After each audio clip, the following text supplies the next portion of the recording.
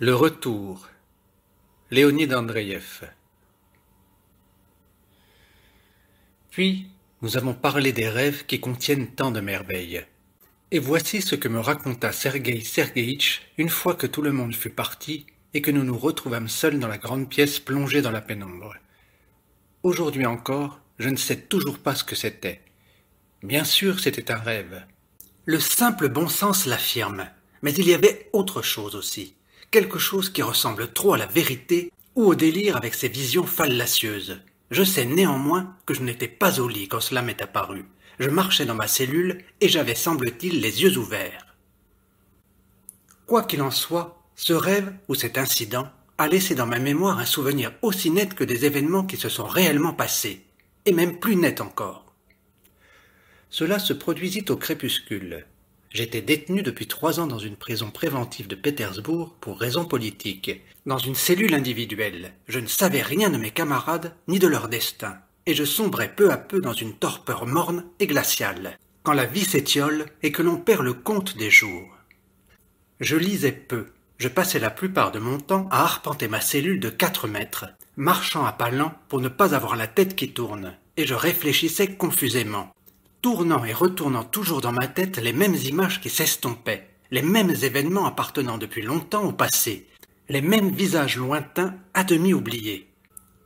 Mais il y avait un visage dont je me souvenais clairement, bien qu'il parût plus lointain et plus inaccessible que tous les autres. C'était celui de ma fiancée restée en liberté, Maria Nikolaïevna, une très belle jeune fille. Elle avait eu la chance d'échapper à l'arrestation, mais je ne savais rien de son sort. Je supposais qu'elle était toujours vivante. C'était tout. Et, en ces crépuscules pétersbourgeois si précoces, je pensais à elle. J'arpentais à pas lents le sol asphalté, et je pensais à elle. Il régnait ce silence propre aux prisons.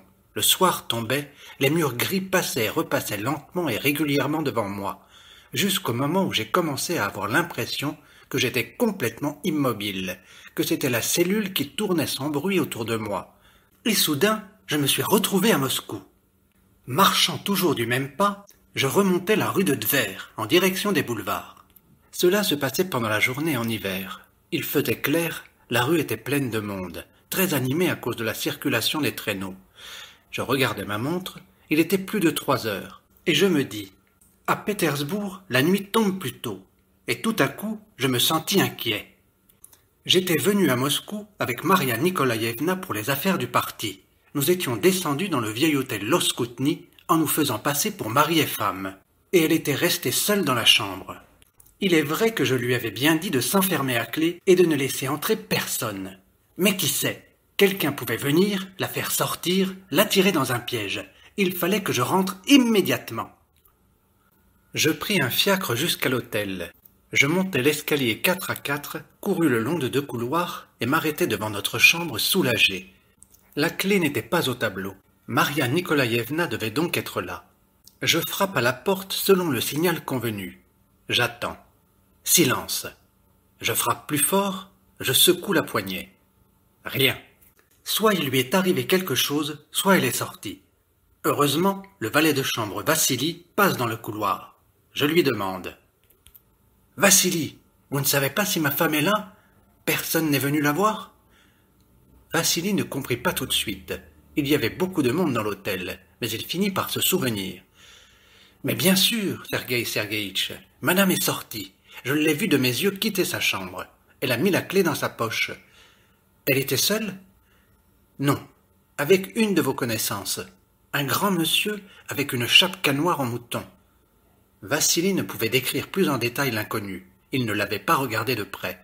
« Elle a laissé un message pour moi ?»« Non, Sergueï Sergueïtch, rien. »« Ce n'est pas possible. Vous avez dû oublier, Vassili. »« Mais non, Sergueï Sergueïtch, madame n'a rien dit. Il faut demander au Suisse. Peut-être qu'elle lui a laissé quelque chose. » Nous allâmes trouver le Suisse. Vassili m'accompagna. Il avait compris que je m'inquiétais. Nous n'étions censés avoir aucune relation à Moscou. Et ce grand monsieur en chapka de mouton noir m'inspirait une peur épouvantable. Mais le Suisse non plus n'avait aucun message de Maria Nikolaïevna. Cela devenait tout à fait inquiétant. Au moins, de quel côté sont-ils partis? Lui demandai-je, ne sachant décidément que faire ni où chercher. Attendez, Sergueï Sergueïtch, j'avais oublié. C'est moi qui leur ai trouvé un fiacre, bien sûr. Pour aller où? Ça, je n'en sais rien. J'ai juste hélé le cocher. Tiens, le voilà, il a dû revenir. C'est lui, je m'en souviens. À ce moment-là, nous étions déjà dans la rue, et nous nous trouvions devant le perron. Le Suisse appela le cocher, et celui-ci raconta qu'il venait effectivement de prendre 2 personnes, un monsieur et une dame, et qu'ils avaient dû aller très loin. Il ne connaissait pas la rue dans laquelle il avait laissé ses clients, car il allait rarement de ce côté-là, et avait suivi leurs indications. Que faire? Peut-être que tu la retrouverais de mémoire, cette rue, demanda le Suisse, désireux de m'aider. Tu n'es plus un débutant tout de même. Le cocher réfléchit et accepta. Pour trouver, ça je trouverai bien. Seulement, mon cheval est fourbu. Je ne sais pas s'il pourra y arriver. Mais je le convainquis, promettant de bien le payer. Et nous voilà partis. Je me souviens également que le Suisse me glissa une couverture en m'aidant à monter, et qu'il me cria « Bonne chance, Sergueï Sergueïtch !» Au début, cette course fut un vrai plaisir. J'avais trouvé une piste, c'était l'essentiel. Quant au reste, c'était juste une question de temps. 1 demi-heure, ou au pire, 1 heure. Les rues étaient gaies. Les réverbères n'étaient pas encore allumés, mais la lumière brillait déjà dans les magasins et les boutiques. Il y avait du bruit et du monde partout. Il fallait attendre au carrefour, et le cheval de la voiture qui nous suivait posait presque sa tête aux naseaux fumants sur mon épaule. Toute cette joyeuse agitation faisait penser aux soirées qui précèdent Noël. C'était du reste le cas. Comment avais-je pu l'oublier?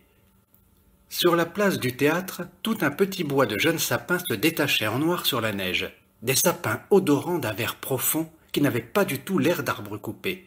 Des silhouettes sombres en pelisse courte et en cafetan s'affairaient à côté. Elles aussi évoquaient des forêts lointaines et non la ville. Nous filâmes ainsi le long de 2 ou 3 rues joyeuses et animées. Les réverbères s'allumèrent enfin d'un seul coup, et tout prit un air de fête. Tout avait quelque chose de léger et de joyeux, comme quand on est enfant. Mais les rues continuaient à s'étirer. Certaines étaient d'une longueur tout à fait impossible, et nous nous retrouvâmes dans un quartier de Moscou que je ne connaissais pas du tout. Au début, le cocher reconnaissait encore certaines rues, avec des noms aux sonorités insolites. Mais une fois engagé dans des ruelles, il se tut. Ici, c'était l'inconnu même pour lui. De façon générale, il est désagréable de rouler dans une ville que l'on ne connaît pas. Dans ces passages étranges et biscornus qui s'enchevêtrent entre les maisons, la notion même de rue se perd. On est saisi d'incertitude sur la direction à prendre et en même temps, on a la vague impression de se trouver dans un cul-de-sac. Lorsque Moscou, que je croyais bien connaître, se transforma ainsi en une ville inconnue, je me sentis très mal à l'aise, et même angoissé. Il émanait des gouffres noirs de ces ruelles sans nom, dans lesquelles nous nous enfoncions, une impression de danger, de trahison. La pensée de Maria Nikolaïevna et de cet inconnu en chapka de mouton me hantait. J'avais envie de courir, de foncer au galop, mais le cocher se traînait toujours avec la même lenteur fatiguée, n'arrêtant pas de tourner, silencieux et hésitant, en secouant ses rênes.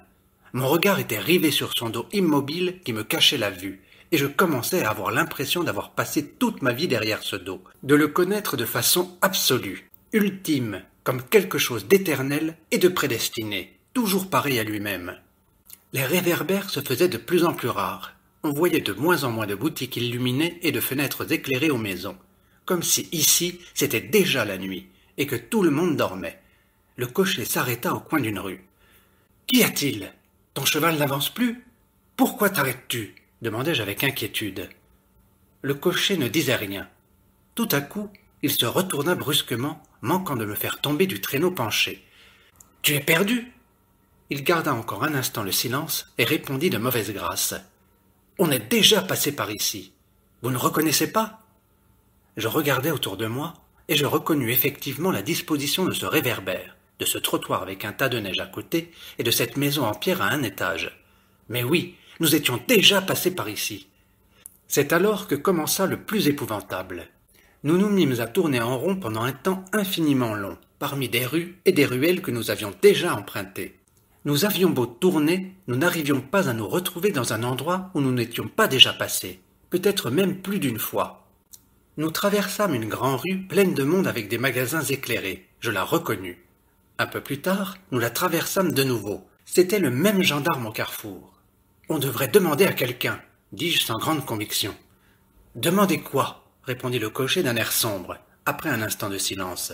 On ne sait même pas où on va. Mais tu avais dit, j'avais dit. Essaye encore, mon ami. C'est très, très important pour moi. Très.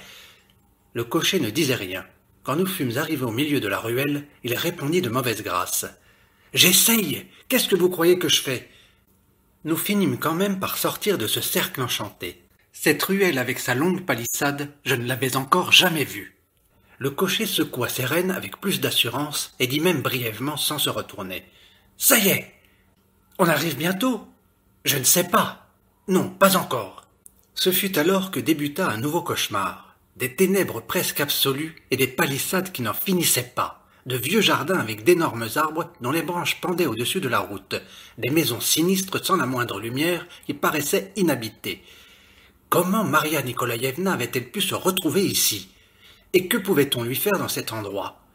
Pas de doute, c'était un piège, une trahison épouvantable, atroce. Qui était ce grand type qui l'avait emmené? Nous ne connaissions et n'étions censés connaître personne à Moscou. Les palissades s'étiraient toujours, elles n'avaient pas de fin, et je ne comprenais plus rien. Étaient-ce de nouvelles palissades, ou bien ici aussi étions-nous en train de tourner en rond sans nous rapprocher du but? Peut-être même nous éloignions-nous. Tout semblait à la fois connu et inconnu, et mon cœur commençait à battre à grands coups espacés et sourds, quand le cocher déclara soudain. « On y est !»« Où ça ?»« C'est cette palissade-là. Il y a une petite porte. »« Oui, voilà la palissade. Et la petite porte. Il fait sombre, mais la porte est bien visible. Nous nous arrêtons. Me prenant les pieds dans la couverture, je saute en vitesse, j'enjambe ma tas de neige et je m'approche de la porte. Elle est fermée. Il n'y a pas de traces de sonnette, ni même de poignée que l'on pourrait saisir et tirer. Au-dessus de la palissade se dressent de vieux arbres muets couverts de neige. Tout est silencieux. Cela devient un véritable mystère, une terrible énigme. Quelle funeste nécessité a conduit Maria Nikolaïevna en ces lieux?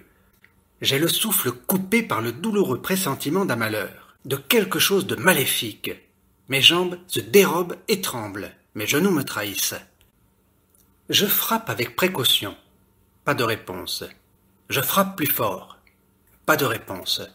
Toujours le même silence, et ces branches muettes, pareilles à des serpents qu'on dirait peintes en blanc d'un côté.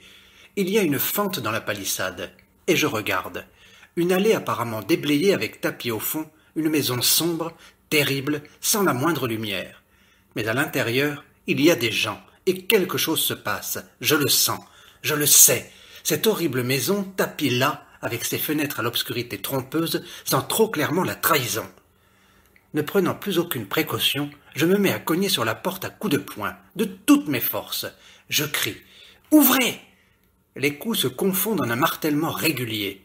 La rue tout entière, avec ses palissades nues, résonne de ce martèlement. Moi-même, je m'y noie, et je n'y entends plus mes propres cris.